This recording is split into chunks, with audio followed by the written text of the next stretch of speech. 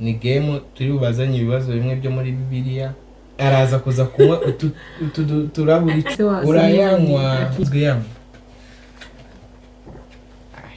Umuntu yitwaga Petero. Yobu yari afite abana bangahe? Oya 12. Sibyo? Nibyo. Babiri gusa nabo twabamwongeza. Shimye ko mbonye inyishu. Yamwe ne tagiye guta inkonda. Wagambaniye Yesu yitwaga nde? Yitwaga Yuda. Yari yahuye. Umugozi yahuye. Wanzege nsoza ikibazo. Umugozi Yuda yakoresheje yahuye. Yari yakuye he? Gansubizaga uwo mugozi yakuye. Nyabugogo. Shalom, ni kuri Nyirabisage TV. Twongeye gushimira Imana y'Umwami wacu Yesu Kristo. Turashimira Imana yabanye natwe, turashimira Imana yaturinze. Iki cyumweru dushoje twari bazima. Tugiye gutangira ikindi, turashimira Imana no kuyabanye natwe, yatwitayeho, yatugiriye neza, nta kiguzi twigeze dutanga, nta mbaraga zacu twashizemo, nta z'imiryango, nta z'ababyeyi, ahubwo n'imbaraga z'Imana zatumye ibana natwe ikatugirira neza. Rero uyu munsi wa none ntabwo ndi njyenyine, muri kubibona ko ntari njyenyine kuri kamera zacu za Nyirabisage TV. Murabona ko ndi kumwe n'umutumirwa w'umusore, umwana mwiza, namwe muraje mwiyumvire. Hanyuma rero muri kubona ko nubwo ndi kumwe n'umutumirwa ariko n'imbere yacu hari ikinywaji, hari ibyo kunywa, mbega ibintu biraryoshye bimeze neza. Tugiye rero kubazanya ibibazo ariko ntabwo dutandukiriye cyane, tugiye mu ijambo ry'Imana. Ni game muze kutwunganira, muze kubyandika hasi muri comment. Mu by'ukuri n'umuntu uri bubafunguye bwa mbere ariyo inshuro ya mbere aze gukora subscribe, ntabwo bigoye. Ukore comment, ukore like, ukore share, ukomeze dukunde natwe dukomeze dukundane. So rero reka tubabwire umutumirwa wacu abibwire. Karibu umutumirwa mwiza. Murakoze. Shalom. Kuri Nyirabisage. Nagarashobora. Amazina nitwa Mugisha. Ngiye kumufasha dukina game. Ni game iri buze kuza kubiteye gutya. Ni game turi bubazanye ibibazo bimwe byo muri Bibiliya. Uzajya nanirwa ikibazo, uzajya umubaza ikibazo, tubara amasegonda 5. Iyo kibazo amasegonda 5 nashira atari yagisubiza, azajya anywa akagatasi kuzuye amazi. Akakarahuri kuzuye amazi. Ntitaye ngo amaze kunywa bingana, niba ngombwa niba bibaza 10 akabitsindwa, n'ubundi araza kuza kunywa turahuri 10. Nta kabuza aratunywa. Ariko niba hari umuntu witeguye kubinywa ni njyewe, kuko ndiyizi ku bintu kuri ibi ngibi ndiyizi. None tugiye gutangira, tugiye gufata iminota mikeya cyane, tubanze dusuzume turebe ibibazo dufite. Tugiye kubazanya ibibazo 5 cyangwa biri buze kuza kurengaho, biraterwa byerekeye ijambo ry'Imana. Reka tubanze dufata akanya gatoya cyane, buri muntu checking ko ibibazo bye byuzuye, ko atigeza koperwa. Niturangiza dutangire, turaza kuzakorera gutangira ninde, ni ngewe cyangwa niwe, ntago mbizi. Reka dutangire turebe. Ibyo rero byose umuntu uri butangize, kuko umushyitsi ntabwo yabanza nyirirwa, ahubwo nyirirwa abanza umushyitsi. Kandi sindi n'umushyitsi, nari nsanzwe kuri channel. Inyuma ya kamera ninjye wabaguhari. Kagacano kanyu rwose mutore, mutwakire, mubane natwe. Mugakunde, tikaratangira kugabura. Mukomeze mukore neza. Imana ikomeze ibahereza umugisha. So rero tugiye kubazanya ibibazo, ubwo umuntu uri butsindwe araza kugotomera iki kinywaji muri kubona imbere yacu. Kandi mbabwira neza ko amazi nayo ni intungamubiri, amazi atera imbaraga. Ariko yabaye igihano, hari ibintu byinshi tugenda tubona byiza byo kunywa amazi, ariko nanone yabaye igihano, murabyumva namwe kiba ari igihano. So rero ngiye kumubaza ikibazo cyane. Ni wowe utangira se? Yego, ni ngiye nyirirugo. Ngiye ugiye kukubaza ibibazo kuko hano uri umushitsi kandi umutumirwa ntago ari uwazanye. Kurakara birimo tugire. Oya, kurakara ntabwo birimo kuko ari mu ijambo ry'Imana, ntabwo turi burakara. Mbaza. Reka mubaze ikibazo cya mbere. Ikibazo cya mbere. atangiye kugira Mbaza ubwoba ibibazo bidakomeye. ntabwo ndi bumaze ibibazo bigoye nateguye utubazo dutoya babatijwe nkuzi. ariko we ashobora kuba yaneguriye yaciye ku rundi rubuga ntabwo mbizi ariko n'ibyanjye nabikuye mu mutwe. ubwo nyine birasaba ubwenge bwinshi ariko kandi biranasaba kuko twese turi bugendane kugira ngo tubashe kugira mubane natwe kugeza igame irangiye mutubare murebe umuntu uze kuza kunywa ibirahure byinshi by'amazi. Mushishikarire kutureba. Arayanywa. Ikibazo cya mbere umutumirwa wacu Bibiliya ko wihuta yatangiye gutinya kandi iminota iri kugenda. Okay, Bibiliya ni ngombwa ko tugomba kubazanya. Urumva uri ready? Ntangire kubaze cyangwa mbaza tubanze twitegure. Tubanze dusengere ibizamini. Uziko tutasengera ikizamini. Ntabwo turasengera ikizamini. Abakunzi ba Nyirabisage, abavandimwe ba Nyirabisage rwose murabizi ko duhora dusenga n'ubundi iyo tubabwiye ngo turashimira Imana y'Umwami wacu Yesu Kristo twagiye mu mujyo twarambuye. Reka ntangire mubaza ikibazo cya mbere. Bibiliya ijambo ry'Imana, Bibiliya igitabo cyera kigabanyijemo ibice bingahe? Menyasuka.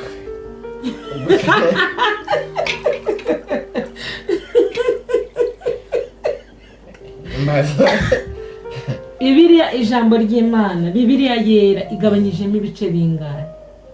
Ibice bibiri. Irihe n'irihe? Isezerano rya kera n'isezerano rishya. Turagitinya. Kirayanje. Karagaragaramo amazi ari kugaragaramo. Yego amazi ari kugaragaramo. Sawa. Reka kivivure chatinze kabisa agize ako yakopeye. Ngiye kurikiye kubaza. Zabyandike. Mubaze byoroshye. Ushaka kumbaza.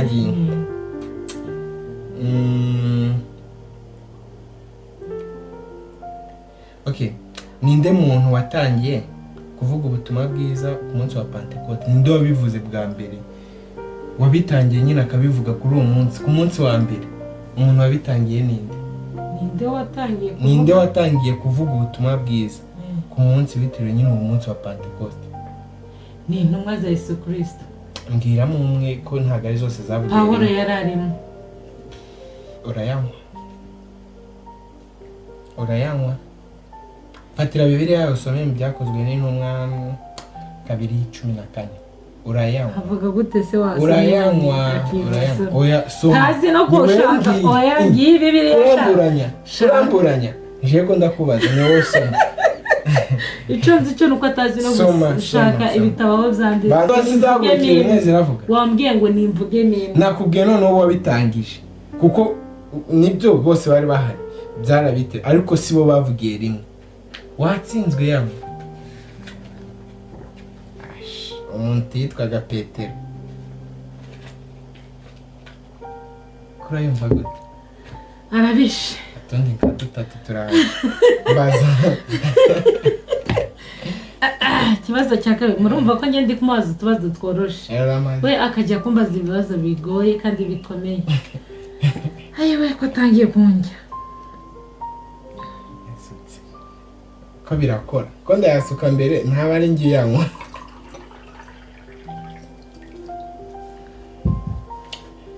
Cheers to the fame. Ikibazo cya kabiri. Wowe uri kumbaza ukagenderana no mbaza nta kibazo ibyanditswe se si byanditswe. Biranditswe nabonye ariko wakimbajije nabi. Aha mbaza. Nawe mbaza nabi. Amazi sindi buyagira ikiganiro tuzakire. Ngana yanjye nawe nayanga akona ko nawe yuzuye nataba yawe ndayama nta kibazo ntugire ikibazo. Yobu yari afite abana bangahe?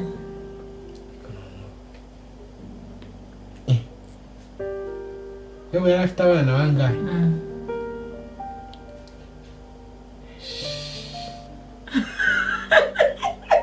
Akoreka mbaze nanagerageza. Ambaze ngayo wambisha 12. Sibyo? Yamwe mugisha ni segonda yarangiye. Ni 12. Yamwe. Nyina ni 12. Yamwe. Nibyo sibyo. Ntago ari byo. Ni bangaye banzu bwira. Gotomera amazi n'abana 10. Abana 10. Uko babiri nisho ni wagiye kanyama. gotomera babiri gusa ntabwo twabamwongeza. gotomera amazi aho mana ushimye ko mbonye inyishu uyanywe neza tusigemo na duki tangiye guta inkondo karayacira Satani utsindwe kadi ashindwe ninjye ujye kubaza yego ako nshatse ni nanjye wakurikiza kuko urakurikizaho gute wongera uyanyweshe kandi nyamaze ushatse wakongera ukayanywa kubaza nitege gusa bana ikindi kibazo ngiye kukubaza twagiye sicaye bibiliya kumaza ngo sicereke biraza twavuze ko turi nta kibazo nyine kuri nayo harya muntu mwana wagambaniye Yesu yitwaga icyo cyo kibazo turakomeza bandubwiye wagambaniye Yesu yitwaga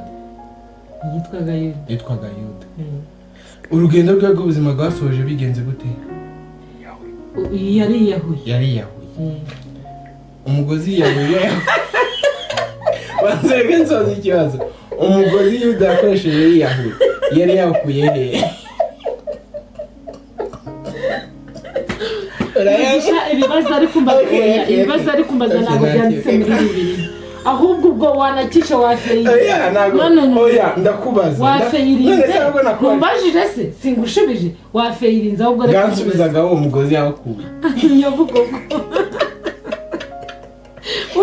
nta kibazo itsiko ngiye kanywa mbizi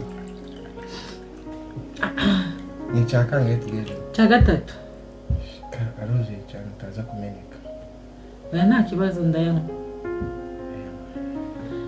ibitabo 5 bya Mose yanditse ni ibihe akimwe cyo ndagishobora 5 bya Mose yanditse ni ibihe ibitabo 5 bya Mose yanditse icya mbere yakimpamije nyagotomera nashaka ko ndayanywa ikibazo cya mbere ibitabo 5 bya Mose kwajemo inzika no kugira oya nkanzikirimo hajemo inzika no gushaka kwihorera oya nanzi utangiye kugira ubwoba ibitabo 5 Mose yanditse kimwe cyo ndakizi okay kangerageze 5 nutabyuzuza 5 urayanywa Mose yanditse iki gitabo uravuga buhoro Mose yanditse iki gitabo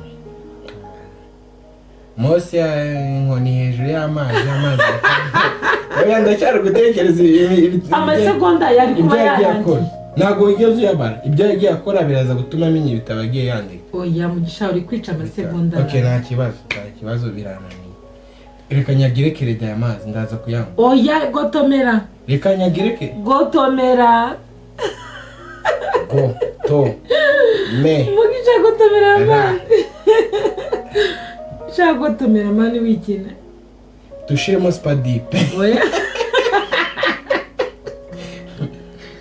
urakina niwe tata we iki kirakunaniye aha mbaza naje wabona nije ukurikiye ndiruzi ako banze umbwira ibitabo banze umbwira bya bitabo barumbajije ibyo ushaka ngo mbaze banze binsobanurire harimo igitabo cy'itangiriro harimo kuva harimo abarewi itangiriro rirananiye harimo gutegeka kwa kabiri harimo kubara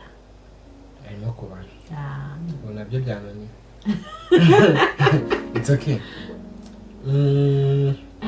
okay cyane ko cyoroshye mbwira abahanuzi 4 bo muri Bibiliya abahanuzi 4 harimo Yesaya Yeremiya Ezekiyeli na Daniyeli arayarokotse twagiye n'ingegezweho inyasutse Yesu azura umwana Lazaro Yesu azura umwana w'umukobwa wari wapfuye yari uwande umwana Yesu yazuye umwana wa Yayiro sibyo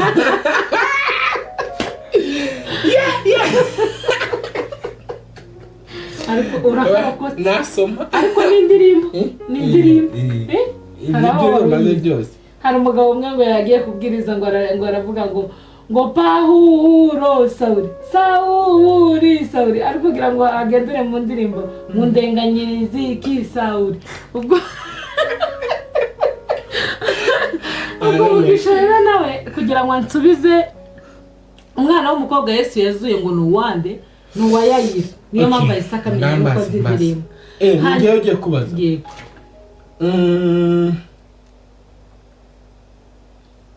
ninde wabeshye ko yahaye urumva intumwa amafaranga yose hanyuma nyuma yo kubeshya agahita apfa ako kanya agapfira yari umugore n'umugabo yitwa Ananiya na Safira aya mazi aramwegana aya mazi turi kubona abuze isoko kuko ndabona abantu bose bafite bazamuye umutwe munini IQ kinakikubaje nari ngiye kugisubiramo kasubire kuri iki hanyuma muri ba bahanuzi wambajije nanjye ndagarutse ubwo wakibajije ku ruhande rwawe nanjye ku ruhande rwanjye urankope oya ntabwo nkukope kandi ureba nawe nacyanditse nawe ukacyandika mbaza nyabuna mbaza okay mu bahanuzi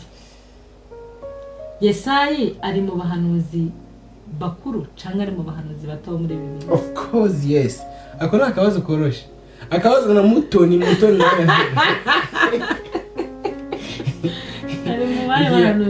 ari mu bahanuzi bakuru niryo zina uraryumva izina Yesayi izina rikuze ngiye kubaza yego aya mazi ndikona arije ari kugenda yegera okay tugeze ku kibazo cya kangahe njye sinzi icyo ngiye kubaza icya gatanu ninde watangije umurimo wo kwica abakristo umuntu wari watangije umurimo wo kwica abakristo yari Pawulo intumwa yahoze yitwa nde yahoze yitwa Sawuli aya mazi birashira bishira aya mazi afite umutwe munini yabuze nyirayo sha reka nzanye yaguhemugiye inyota yakwishe oya mbaza iby'inyota ibyo ntabyo inyota kabisa Dawidi yagwanye n'umugabo witwa nde Tiwokina ni yagwanye na Goliyati yamuteye amabuye angahe ako ngako yamuteye ibuye rimwe ryo kwizera yari yatoye angahe yari yatoye amabuye 5 yatoye mu kagezi mukagitwa yewe ukomeza kugenda aho kitwaye karambaza gutya kandi si wowe wabajije ico kibazo kankomezeho singiye ugiye kubaza yego yamaze kwagiza umutwe munini wa biragushiranye kuri birashira reka mfate telefone yanjye oya kandi wateguye nyine nateguye ariko twaze bitanu kandi mu bwenge noneho ukomeza usubize mu bwenge tubazanye noneho mu bwenge Yohana umubatiza bamujugunye hehe mweye ndamwe bamujugunye he harya ni hari habi cyane Yohana se yabatije Yesu Mugisha wowe witinze ikibazo uyu mukopeza kamerama uyu mukopeza rwose okay ninde nyine mboye abanza umbwire niwe wakoze iki mbwira igikorwa wakoze niwe wabatije yari Yohana umubatiza Yohana umubatiza juste ni nyine ni wabatije Yesu okay Yohana umubatiza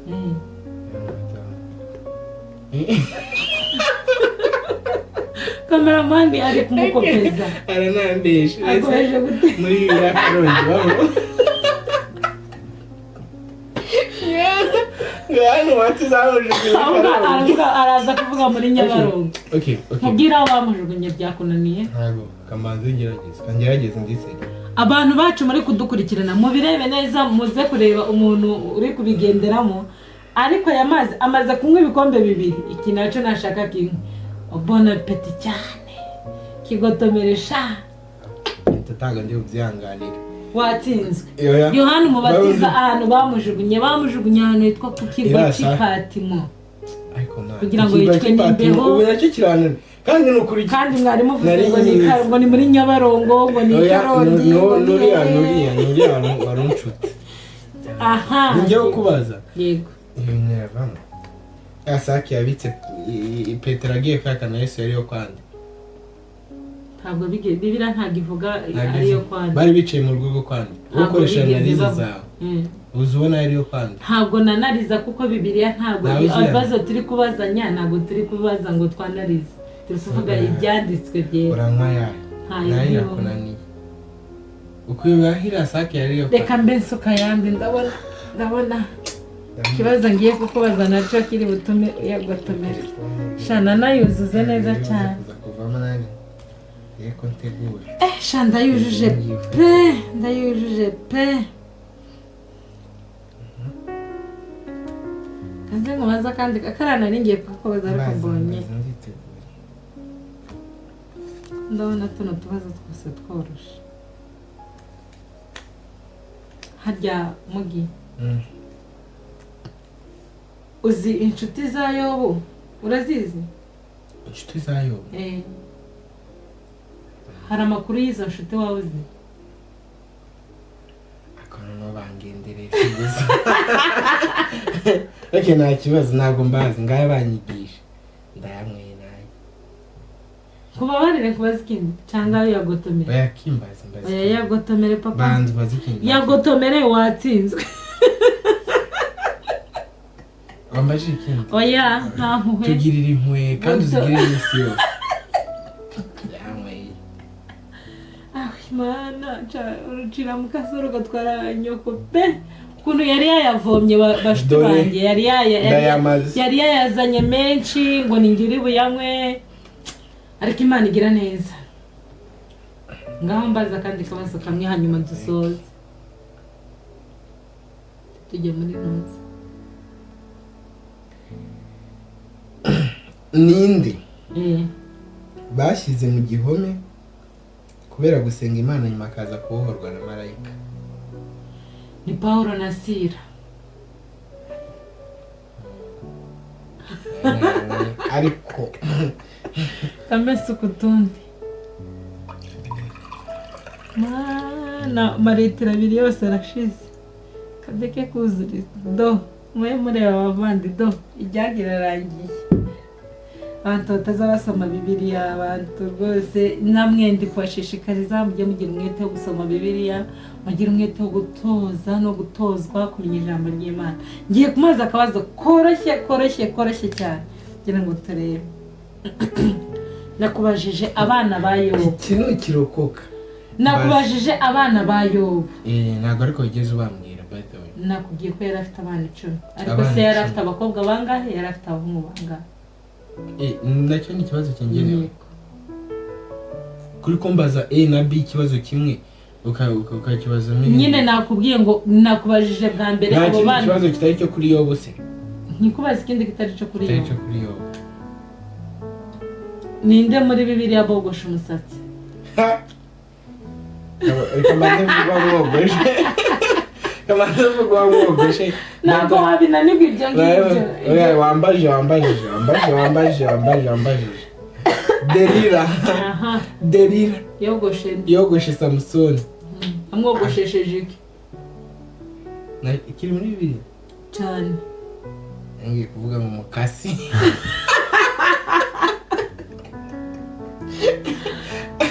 niki nese nabyera ko yamogoshesheje nyine ni icuma ntituzi niba ari icuma cikuto ntituzi niba ari icuma cyangwa n'inyonganyonga ntituzi niba ari tondezi ariko gusa Bibiliya ivuga ko ari icyuma icyuma cyose cyogosha cyageze ku mutwe wa Samson ni nacyo cyatumye Samson imbaraga zimushira okay twagiye ikibazo kiravuga ngo ninde warashe umwambi wicisha Abusalomu umuhungu wa Dawidi ninde warashe umwambi wicisha Abusalomu umuhungu wa Dawidi ninde warashe umwambi nyine umwambi wishe Abusalomu umuhungu wa Dawidi umuntu wawurashe yitwaga nde ntabwo umunsi yitwaga nde bamwitaga Yowabu soma Samweli 2:18 uzana yandi cyangwa yanganya kurekera umpeze kuri abishushe banzu yamwe inkwa kuri yanga konje iyamwe ndazana yandi nta kibazo. Yanywe ndagenda nzana yandi. Chayo wabo we umazope. Yanywe. Ibibazo ahubwo ndaje.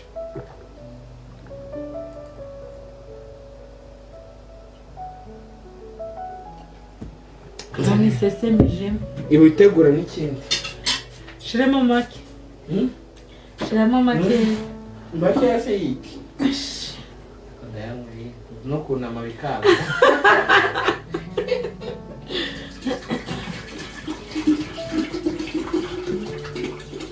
Yagiye kutwongera amazi, ibibazo biracyakomeje inshuti nziza. Murabona ko ibintu biraryoshye ariko ni na byiza kuko tumenya ijambo ry'Imana, na byiza ibintu birakomeye. Ibyo byose tukabasha kubisobanukirwa. N'ampamvu twababwiye ngo hasi mu nyunganizi muri comment mujye mutubwire ngo byakagombye kumera gutya, byakagombye kumera gutya. Rero muri guys, we are not doing this nyine turi kujokinga, turi cyangwa kugira ngo duseke. Ibi ngibi nyine turi kubikora kugira ngo abandi bantu batazi Bibiliya nkanjye. Hari abantu batazi Bibiliya nkanjye batigeze basoma. Ngewe ndabasezeranya ko ubutaha muri yindi part ya kino kiganiro nzagaruka byibura hari ibyo nzi byinshi ndetse kuri Bibiliya kugira ngo nanjye nze kubona ibyo mubaza kandi noneho narafite ubusobanuro burenze ubwo ndi gutanga ahangaha. Niwe ukurikiye kumbaza gusa karakopera karabanza kaja kwiyoba. Sinzi umuntu ahabaza hano hirya kuri chat yamusubizaga agahita aza kumbaza. Sinzi nabyo niba turi bubigendereho ko ndabona hakopera cyane umunyeshuri ko ndabona ataza rwose umuntu mwaza Yesu ko ari 12. Oya reka ndeka kumwakora kazi. Sinakubaza intumwa za Yesu 12 ngo ziyoberwe ko ari zarobye amafi kandi ndabizi ko ari nizamugambaniye. Kankubaze akabazo abantu amatwi mu gitabo cya Bibiliya. Umugore witwa Penina yakoze iki? Penina yakoze iki? Ari kureba kameramani bavandi, ari kureba kuri kameramani kandi kameramani karamubaza ngo se ngo ni kwekiye kigwa agasubiza ngo ni Karongi. Nawe nabyaze nabonye yombaza. Singasekwe. Penina ashaka guhita avuga ngo ni mama dogo. Kandi turamenye iso. Mama mdogo tugira Penina. Kandi niba nahari nawe turamushuje. Yobaho ndabasuje nuko. Hanyuma uwo mubyeyi witwa Penina yakoze iki byakunaniye akina bakoze. Aya mazi aranashushe araza kugabanya ibinure. Wow. Ni cyakangaye maze kunywera. Iki cya gatanu. Uri muranywa nka wambica. Ashaka kuba maze nka 5. Penina yateye ni nkaho yari umunyeshari kuri Ana. Kuko Ana na Penina bari barashatse umugabo umwe, umugabo wabo yitwaga Elukana. Ari Ana yaje kubyara yaje kubyara Samuel ari we muhanuzi. Kugeza muri iki gihe abantu benshi bavuga Ana, bavuga amasengesho ya Ana. Rero Penina yateye Ana imbaraga, nubwo byasaga nk'ishyari ariko yamuteye imbaraga zo kugira ngo bashe kugera ku cyo yagombaga kugeraho cyangwa kumugeza ku isezerano ry'Imana. Ngiye gukurikira. Ni wowe karibu. Ikibazo ngiye kubaza kiravuga ngo ninde wabwiwe cyama uragikope? Nukuri sinkope. Ese undi niyo nakopera? Ninde wabwiwe? Telefone yawe ni muri mu mwijima nago ndimo kubona. Ninde wabwiwe? Amazi agiye kungaruka. Araruka mu kiganiro. Wabwiwe n'umumarayika ngo azabyara umwana kandi uwo mwana zitwa Yohana. Umuntu Igo. Ndakubwira nawe bisoma. Ndakubwira nawe bisoma. For sure. Ndakubwira nawe bisoma. Ngo umwana yitwa nde? Banza nsomere muri Luka. Fatari. Yifate mubwiye. Yifate. Mugisha ariko wabibonye ukuntu ari maratubesha. Wari marasoma. Kandi twavuze ko turi bubaza ibibazo biri mu mutwe. Sibyanshiranye. Sibyanshiranye. Sibyanshiranye. Ishirano telefone. Kanbaze biri mu mutwe wawe. ibiri mu mutwe byashize. Oya ntabwo byashize kandi uri umwana w'Imana uzi gusoma Bibiliya. Ngiye guhamagara papa niyo wangoboka. Okay, icyo ngicyo twacisha kubera ko urimo urasoma, wowe uri gusoma Bibiliya urimo urasoma abantu bakagusubiza kandi sinababwiye ko arimo gukopera abandi n'ubundi nari no kugisubiza ariko arimo arabikopera. Ikibazo n'ubundi n'ubundi agiye gusoma. Ese niyo nateguriye? Oya, aho wateguriye niyo ari ku rupapuro kandi urama akanya nongere negure. Oya, waba uri kudutwara umwanya. Nindamenye ibanga ryo gusobanura inzozi za Farawo muri Egiputa. Ni Joseph. Ni Yosefu. Yosefu niwe wasobanuye inzozi. Ndayanyweye. Ngiye kukubaza no umva reka mbe nanayakwegereza. Guys, turasoje. Guys, nidusoza kino kiganiro turagisoje. Turabashimiye. Aya mazi ashobora kuba ari ayanjye cyangwa ashobora kuba ari ay'umuvandimwe. Turabashimiye twabanye. Oya ntago turabasezera. Nabigenje neza. Namwe manze mureke amazi muganga yari yantegetse ararangiye mu gishuri gusakuza. Iravuga ngo Bibiliya yose kuriya ibimeza n'inshyashya iyo itari yacika. Hari agapapuro kabanza kavuga ngo abantu b'iki gihe bakeneye ijambo ry'Imana. Urumva ko abantu b'iki gihe bakeneye ijambo ry'Imana. N'uyu muvandimwe turi kumwe nawe akeneye ijambo ry'Imana. Nawe uri kundeba ukeneye ijambo ry'Imana. Nanjye uri kubivuga nkeneye ijambo ry'Imana. Reka nkubaza kandi kabaza. Muri Bibiliya yose umurongo ukundamo usoma ukumva urafashijwe ni uwuhe? Okay. Ni Yohana 3:16. Yohana 3:16 ni umurongo twamenye kera. Twawize tukivuka. Umurongo warandefanze umurongo. Ureke no kuvuga ngo warandefanze. Ni umurongo nyine warambangukiraga. Haguruka tubwirize Yohana 3:16. Mbega wabaye addicted muri wowe? Oya pana no kuba addicted. Ngiye nagezeho ndawukunda. Ndawukunda umuntu. Yohana 3:16 nutawuzi umenye ngo sinzi. Yohana 3:16 havuga gute? Haravuga kuko Imana yakunze cyane abari mu isi byatumye itanga umwana we kinege kugira ngo mwizera wese atarimbuka ahubwo ahabwe ubugingo buhoraho. Amen. Okay, cyane kirasoje. Yego. Turi ko noneho ubu ngubu twagiye ku bibazo biri funny by'umuntu anezerewemo kugira ngo ntongera kuguhereza amazi ukayagotamera rwose akakumerera nabi. Baza utubazo tworoshye n'abandi bantu bose bakumva. Nawe uvuga umurongo uzi ugufasha. Muvandimwe avuze umurongo umunezeza, nanjye ndayifite Zaburi inezeza, n'undi nawe arayifite imunezeza. Okay. Ninde wagiye i Betelehemu kuvuga? Ninde wagiye i Betelehemu? Ese sinakubujije gusoma muvandi? Ese nakubwiye ngo bazi ibibazo biri mu mutwe wawe, don't gusoma. Twabivuganye gusoma, wisoma nyine ibyo ni by'abandi babazanyije. Uvuga ibyawe biri mu mutwe wawe, ubaze bari abantu bagusubize n'ibyanga ubwo nyine. Okay, mbwira umuntu umwe wabatijwe na Yohana Umubatiza mu ruzi rwa Yorodani. Ni Yesu Kristo. Okay. Murakoze. Guys, byari byiza n'ukuri. Turishimye ikiganiro nakagaruka. Ntabwo birangiriye aha ngaha. Uyu munsi ndatsinzwe pe ndayanyweye litiro 2 zose arazinyoye araniyongeza menshi ndetse reba ukuntu ari kuyasubizamo vuba vuba. Aranyoye menshi nayanyweye aya mazi. Uranyoye ndayanyweye pe kandi naje nzi ko ari we uri bugire aho ubutaha. Bacu mugana abanyarwanda ngo urucira mukasa rugatwara nyoko.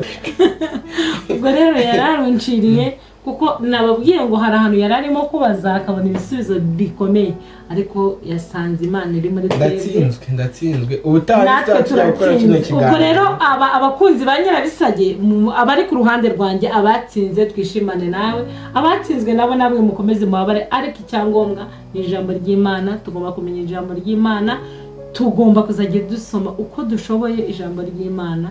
N'abandi nabo babishaka muzaze dukore part 2 mutwandikire hasi. Ikindi guys ndabasabye ni mukore subscribe.